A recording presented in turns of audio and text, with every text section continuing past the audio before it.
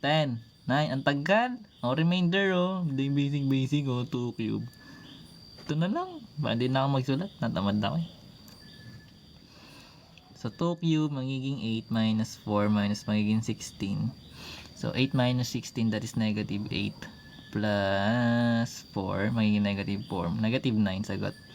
Ang tagal nyo sumagot, guys. Nangihina nyo naman. Ay, joke lang. Joke lang. Malalakas yan, guys. Negative 9, sinagutan ko na nga eh. Ayun na nga, pinindot ko na nga yung negative 9 eh. Kita ko green na nga ako, guys. So, that's right.